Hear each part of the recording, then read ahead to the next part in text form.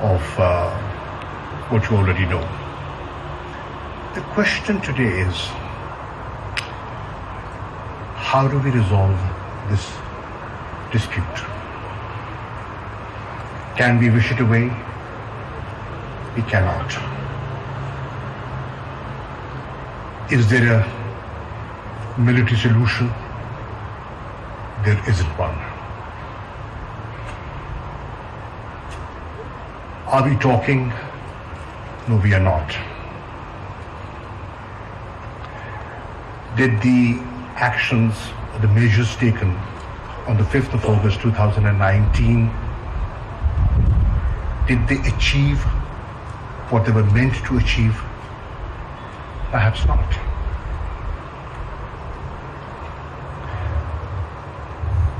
Human rights violations, are they taking place? Yes, they are. Are people suffering? Yes, they are. Has the economy of Jammu and Kashmir been affected adversely since the 5th of August 2019? Yes, it has.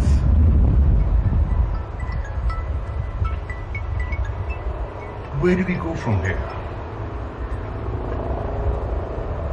India has often been saying that this is an internal matter. Is it? No, it isn't. If it was an internal matter, then why were we talking about it when we had the composite dialogue and the comprehensive dialogue? Why was it on the agenda? It was on the agenda. Is it on the agenda of the Security Council? Yes, it is. Has the Security Council since the 5th of August deliberated upon it? Yes, it has.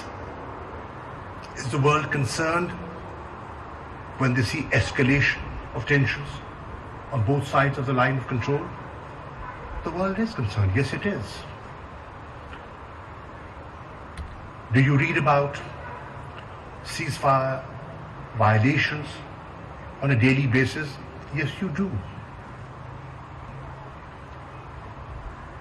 The President just offered and invited you to come and visit Azad Jammu and Kashmir. Please go there. Meet people, talk to them, and assess for yourself. What do the people want? Allow the Indians to let the diplomatic corps go to Jammu and Kashmir and meet people freely. And then make an independent assessment.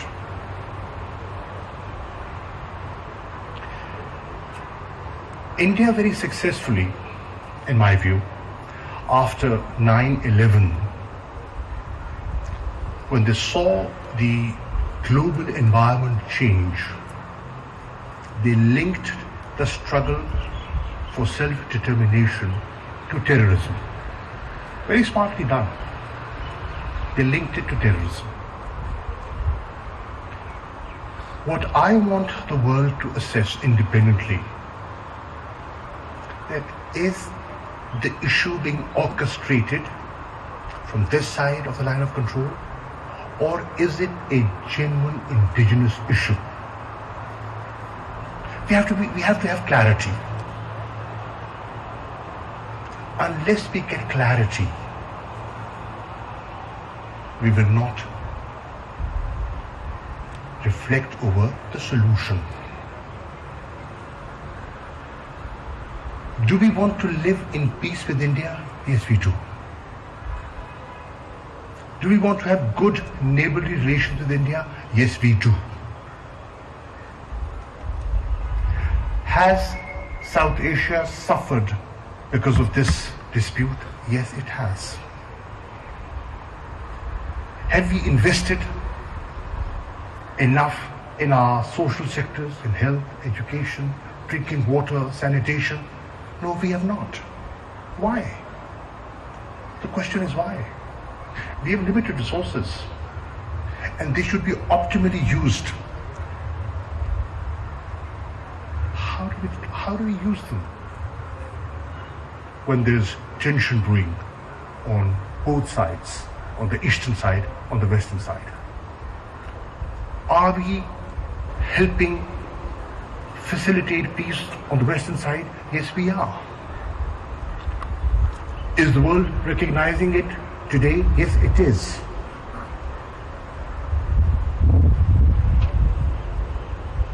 Pakistan has changed, and Pakistan is changing. And we are a relatively new party with a new mindset, with a new approach. In the past, we've been talking about the geo-strategic location of Pakistan. Today, we want to talk about the geo-economic importance of Pakistan.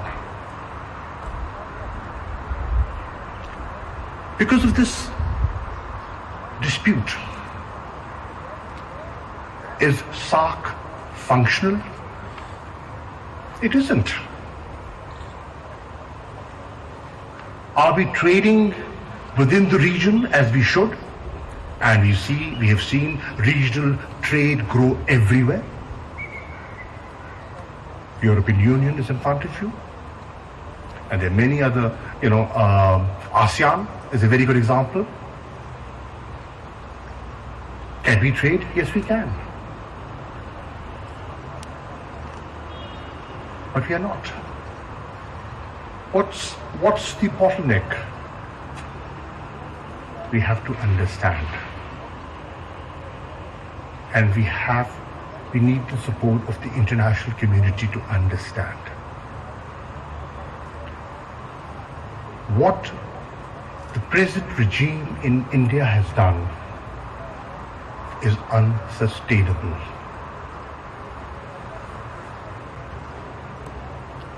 Where are the investments that were promised? Have they come in? Where is the flourishing tourism? It's destroyed. Look at the economic impact the measures of the 5th of August have had on Indian Jammu and Kashmir. Devastating. The question is, what are we doing about it? You have diplomatic relations with India. We recognize that and we respect that. As sovereign countries, you're entitled to have good bilateral relations with them. And we don't grudge that. Honestly, we don't grudge that. We want to move on. How do we move on is the question. I would want, my Prime Minister wants, Imran Khan wants, my government wants peace, stability, development, education, health.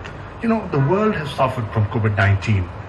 And believe you me, we were scared when the first wave hit us. How will we cope with this challenge with the fragile healthcare system we have in place? We are fortunate, things didn't spin out of control.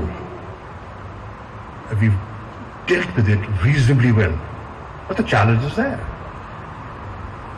Could we have cooperated within the region to overcome the challenge of COVID-19? Yes, we could have.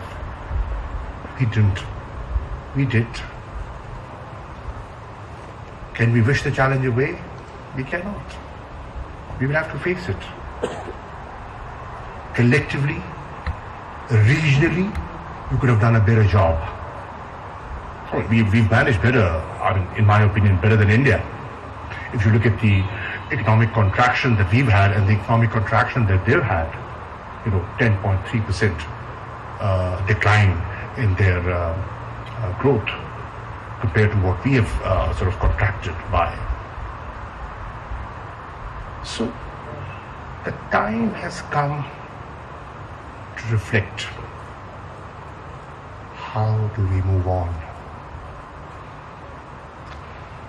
What's going on is unsustainable. Jammu and Kashmir is under military siege since the last 18 months. Can it go on like this forever?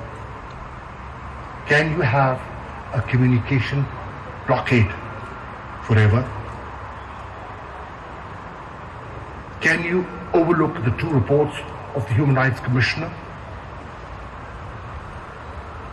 You can choose not to talk about it.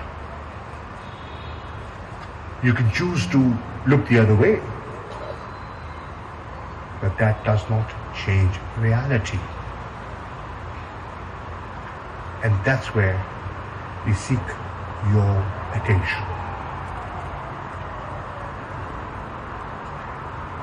We want to resolve this issue through dialogue and through peaceful means. That is preference number 1 and the only sensible preference. How do we do it? Did we vitiate the climate? No, we did not. Who will create that enabling environment that is required to re-engage? That's the question. This exhibition that you're witnessing today is just an expression of what's going on. The picture is far worse than what is being reflected here.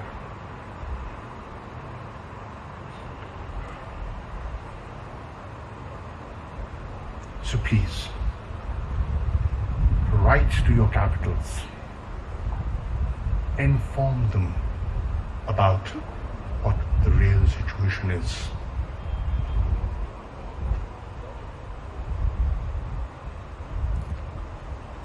I expect the new Biden administration that has always spoken about fundamental human rights to stop ignoring the ground realities over there. I expect the OIC that we are founding members of to not overlook the sentiments of people in their countries. Priorities of governments can be different, but the sentiment of the people is somewhat different. Recognize it. See for yourself how things are moving. I expect the European Union, one of our largest trading partners, to play its role. I'm grateful to the European Parliament for having discussed this issue, the issue of human rights. We are thankful to members of the British Parliament and the all parties parliamentary group on Kashmir, the House of Commons, for contributing and highlighting the misery, the brutality that is taking place. We all have to sit and find a way out. I'm not saying we have all the solutions, but this cannot go on like this. This cannot go on like this.